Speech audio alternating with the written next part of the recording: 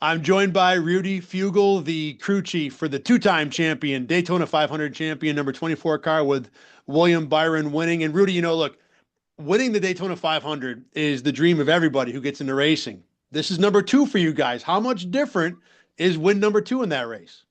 Yeah, it's amazing. Yeah, I knew growing up that everybody talked about how many Daytona 500s you won and how many championships you won, and that kind of sets your career.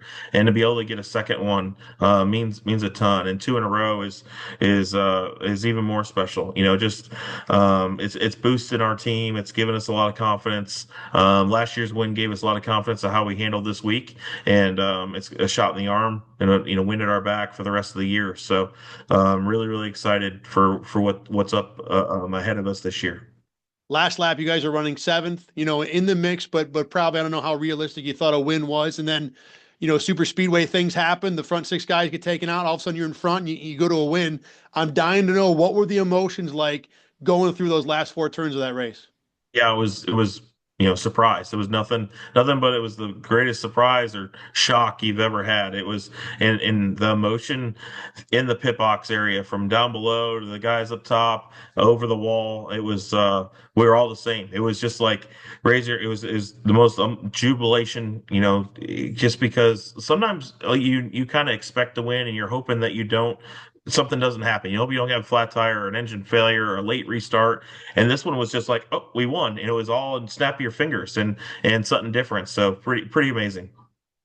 you know, this race and last race, both wins. There's a little bit of super speedway luck that goes along with it. And I think almost anyone who wins a Daytona or a Talladega race, you have a dose of that. But both times you had that car up front to take advantage when that luck, came your way. How proud are you of the fact that you were able to put yourself in a position to win both of those when things broke your way?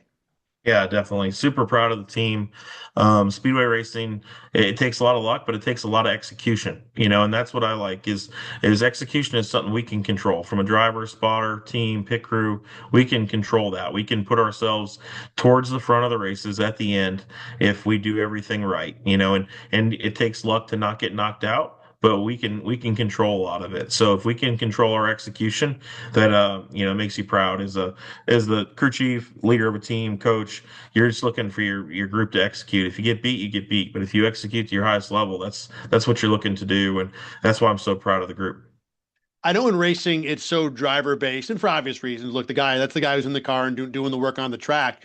But the crew chief is such a huge part of the team and what goes into it. Can you tell the people at home who might not understand what the crew chief's job or maybe not even know how much of an integral role the crew chief has, what you're doing on a race day? And then also, is there a part of you or maybe a part of you as a member of this group, this fraternity of crew chiefs that thinks that maybe, I don't want to say like you deserve more attention, but certainly, that the crew chief is seen more like the head coach of a football or baseball team to where there is a more understanding of how integral that role is when it comes to the racing team.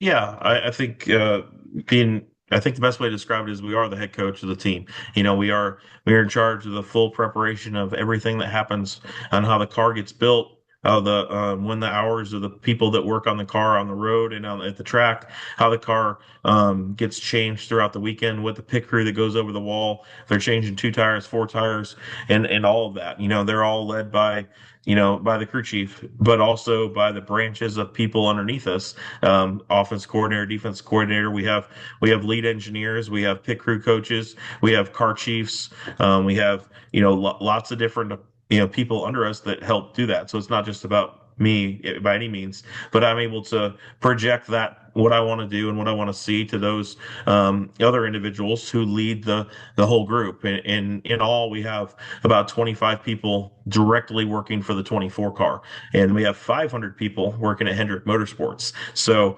lead that group of 500 at the shop and 25 at the racetrack. And so, yeah, I don't know that I need any more credit. We get plenty of credit, and the driver is doing the work to show the car. But the guys and girls on the team, they do everything to make it ready. If the car fell out of the race or wasn't prepared well or didn't have the details done to be fast enough over the wall or in the car, then the driver wouldn't have a chance to win. So they're stars as well.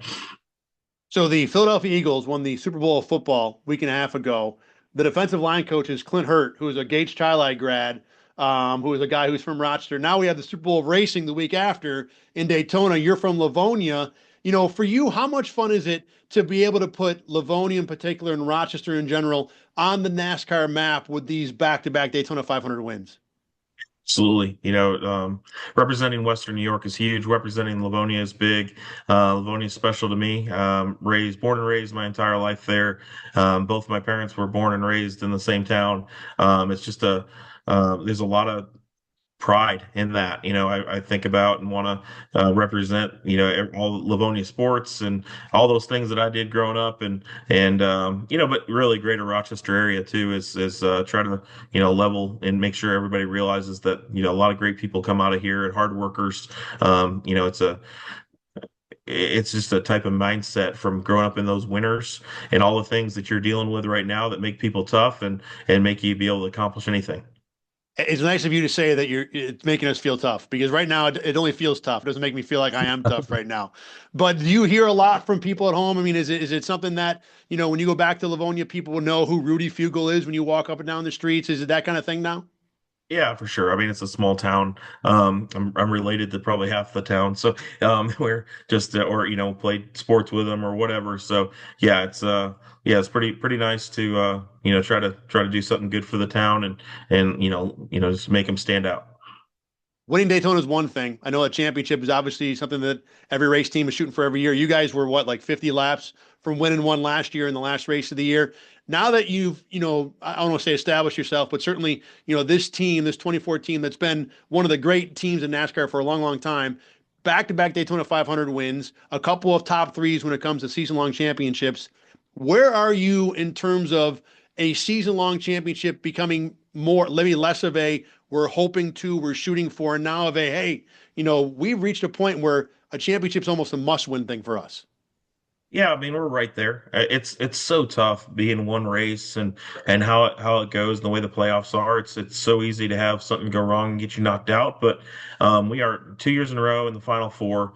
2 years in a row, led a lot of laps and had a really good chance at winning a championship. And really, it's our number one goal. Our prize for this year, our number one thing is that 1 mile short track in the desert. And we have to get better at that, those type of tracks so we can go dominate. And now there are a lot of little things to get there, stacking points, stacking playoff points, making sure you can get through the playoff rounds is definitely the hardest thing to do.